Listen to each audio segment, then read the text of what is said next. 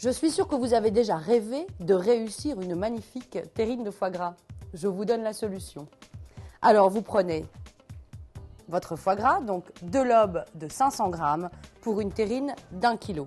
C'est très important parce que si vous mettez trop peu de foie gras dans votre terrine, ça va tapisser le fond et vous allez avoir des petites tranches minuscules. Donc, il faut vraiment que votre terrine soit très avancée. Donc, vous voyez, moi, j'ai déjà commencé à travailler, mais je vous montre comment. Pour faire votre terrine de foie gras, il vous faut donc le foie gras, il vous faut un petit peu de papier aluminium, du poivre, du sel, il vous faut un alcool. Alors alcool, Armagnac, cognac, Porto blanc, Porto rouge, Montbazillac. Pour moi, c'est un mélange de cognac et de Montbazillac. Même quantité. Si vous aimez ça, fleur de sel, pas de problème. Moi, je préfère le servir avec la tranche de foie gras. Je mets un petit peu de fleur de sel sur le côté et les gens le rajoutent s'ils veulent. On attaque? Je vous montre.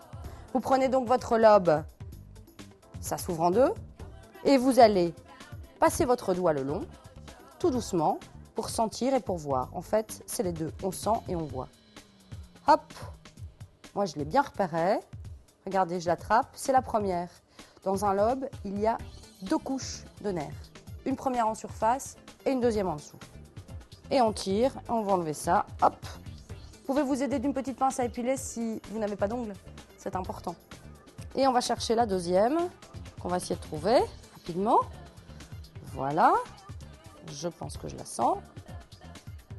Voilà, une première partie. Alors, essayez d'enlever à chaque fois le maximum, c'est parti. Le deuxième petit bout, il est là. Et je l'attrape. Voilà. Voilà. Alors vous voyez, j'ai pas peur d'y mettre les doigts, j'ai pas peur d'insister. Vous verrez demain, ça va sortir absolument magnifiquement, puisque nous allons devoir mettre cette terrine à reposer pendant une nuit complète dans le bas de notre frigo. Donc, le secret, c'est celui-là. Je sale, je poivre et je ressale. Il est très important d'avoir suffisamment de sel dans un foie gras pour qu'il ait du goût. Je referme mon lobe, tout doucement, pour essayer de le reconstituer un petit peu. Vous voyez, on est revenu à peu près. Si on le retourne, vous ne verrez même pas que j'y ai touché. Voilà, et on va aller le mettre dans notre terrine où on a déjà fait donc 3 autres lobes, pardon. Voilà. On va mettre notre alcool. Alors, allez-y doucement et insistez bien sur les côtés. Et si jamais ça ne prend pas tout, vous prenez votre couteau et vous le glissez sur le côté. Hop, regardez, et ça part. Voilà.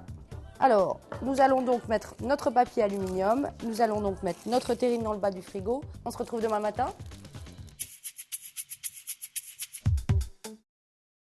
Ça y est, la terrine a passé toute la nuit au frigo, on peut la sortir. Notre four est allumé, thermostat 100 degrés.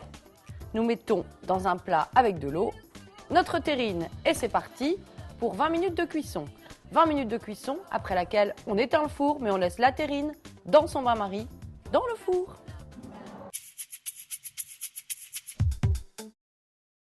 Notre terrine de foie gras a reposé pendant 3 jours dans notre réfrigérateur en bas, je vous le rappelle.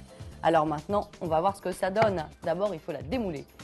Pour la démouler, qu'est-ce qu'il vous faut? Il vous faut un petit pot avec de l'eau très chaude et un couteau. Et on y va.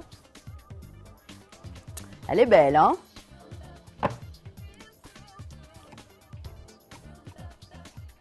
On y va? C'est parti. Allez, on y va. Est-ce qu'elle est belle? Eh oui, elle est réussie. Maintenant, il ne reste plus qu'à la découper. Voilà, ça y est.